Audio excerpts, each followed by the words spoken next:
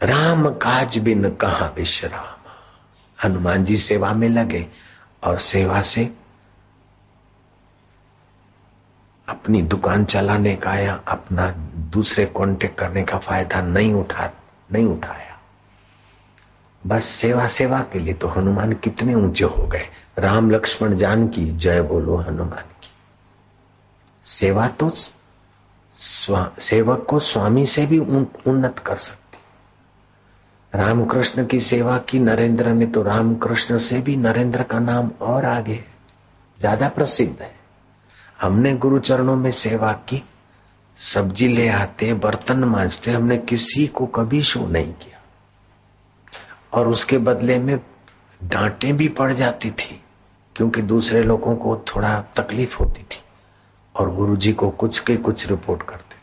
फिर भी हम लगे रहे तो रिपोर्ट करने वाले अपनी जगह पर रह गए और हम तो गुरु की जगह पर आ गए। इसलिए सेवा में दिखावे की जरूरत नहीं है, शाबाशी की जरूरत नहीं है। सेवा तो उस सेवक के नाते करना है। जो पाप हम किसी को नहीं दिखाते तो उसका फल मिलता है। तो क्या सेवा का फल वो देने में कि देर करता है? नहीं। जब सेवा के नाम से हम संसारी फायदे उठाते हैं तो हम संसार के कीड़े बन जाते हैं। जैसे भूंड नाली का कीड़ा, भूंड जो है ना सुअर, नाली का कीड़ा, ऐसे हम भी काम के, क्रोध के, लोभ के, मोह के कीड़े हो जाते हैं। तो मनुष्य में कितना उन्नत होने की सामर्थ्य छुपी है और पशु की नाई इन इंद्रियों में फंसा है। तो गुरु पूर्णिमा का मतलब है जो हमें लघु तुच्छ कर्मों से, तुच्छ विकारों से, तुच्छ गलतियों से बचाकर गुरु शिखर बड़ा शिखर है, गुरु सुख बड़ा सुख है। तो श्री कृष्ण को गोपियों ने, ग्वालों ने प्रणाम करके प्रार्थना की कि हे केशव, आप हमें अधरा अमृत का पान कराइए।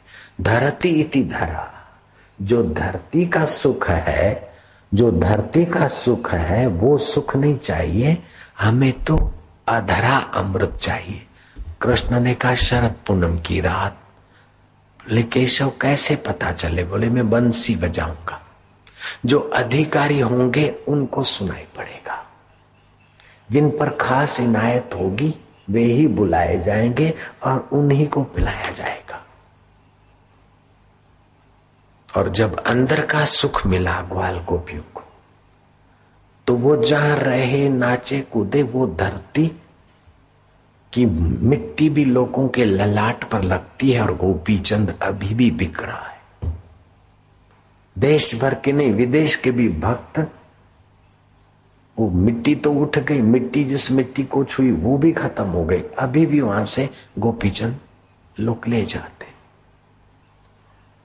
कृष्ण ने कहा वाग गदगदा द्रव्यते यस्य चित्तम, वाणी गदगद हो जाए, चित्त द्रवीभूत हो जाए। हसती क्वचित, कभी हंसी आने लगेगी। रुदती भीक्षणम, कभी भयंकर रुदन हो जाएगा। उद्गायंती, कभी आपके अंदर से गीत गूंजेंगे, गीत निकलेंगे। विलज्जे, लज्जा छोड़कर आप मीरा की नाई। मीरा से पहले कृष्ण ने कहा है मीरा की नाई ये मेरी गलती है, मिलावट है। वाग गदगदा द्रव्यस्ते यस्य चित्तम, मीरा के पहले, कई वर्ष पहले भगवान कृष्ण ने कहा, 5230 वर्ष पहले भागवत में कहा, वाग गदगदा, वाणी गदगद हो जाए।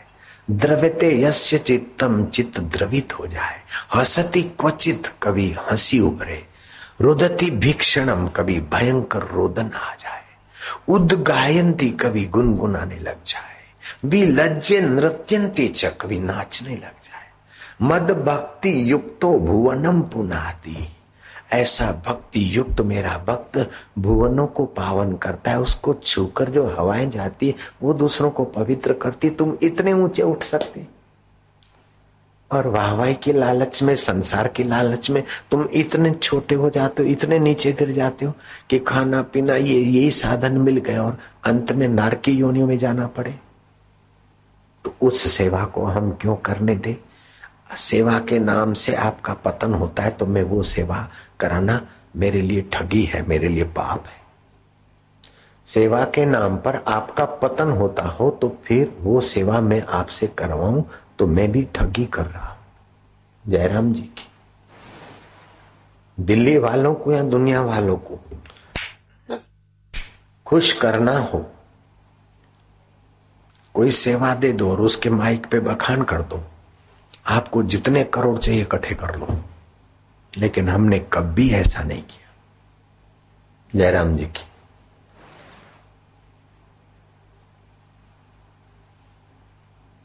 और न कर पाएंगे, क्योंकि हमारा वो प्रियतम हमारे कर्मों का साक्षी है, हमारे हृदय का साक्षी है, हमारे कर्मों का फल देने का उसमें बड़ा सामर्थ्य है। अगर हम ऐसा तिकड़म करते तो आप इतने लोग अभी बैठ भी नहीं सकते थे, और ऐसी वाणी यहां से वो प्रकट भी नहीं होने देता। चाहे किताब पढ़ पढ़ के बोलते तभी भी आप लोग इतना शांति से नहीं बैठ सकते थे, तो मेरी भी हानि होती और आपको भी फायदा नहीं होता। लेकिन सेवा के बहाने जो भी कुछ बुलवाए उनके मंगल के लिए। अभी हमने जब सत्संग शुरू हुआ तो हम थोड़े चुप हो गए थे और कह दिया कि जिससे इनका मंगल, जो तेरी मर्जी। अभी जो हम बोल रहे हैं इसमें हमारा कोई विशेषता नहीं है, वो सबका कल्याण चाहने वाले के हवाले ये हृदय और वाणी और मन है। साज ने बजाने वाले के हवाले साज कर दिया तो बजाने वाला तो कहीं गोथा खा सकता है, लेकिन ये साज का स्वामी कहीं गोथा नहीं खाता।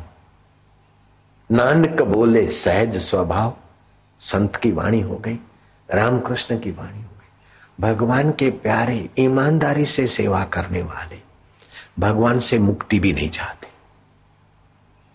मुक्ति तो सबसे बड़ी है, लेकिन मुक्ति भी नहीं चाहते। तेरी प्रीति थे बस, जो तिद भावे सो भलीकार। जो मुक्ति जैसे महान फल को ठुकरा सकता है, उसके हृदय में भगवान की प्रीति जगती है, नित्य नवीन रस जगता है। और वह प्रीति तो छछिन भर छाछ पर भगवान को नचाने की ताकत रखती। वो प्रेम ऐसी शक्ति है, और प्रेम करने की ताकत मनुष्य में है। जो मनुष्य कर सकता है, जितना ऊंचा उठ सकता है, उतना देवता और दैत्य दानव नहीं उठ सकते। देवता सुख में लगे, सत्व में लगे, दैत्य दानव तम और रज में लगे। मनुष्य को तो तीनों है। दूसरी योनियां तमोगुणी और रजोगुणी वातावरण में रहती है, लेकिन मनुष्य सत्वगुण बढ़ा सकता है। सत्वगुणी वातावरण को विकसित करके 10 सिद्धियों का धनी हो सकता है।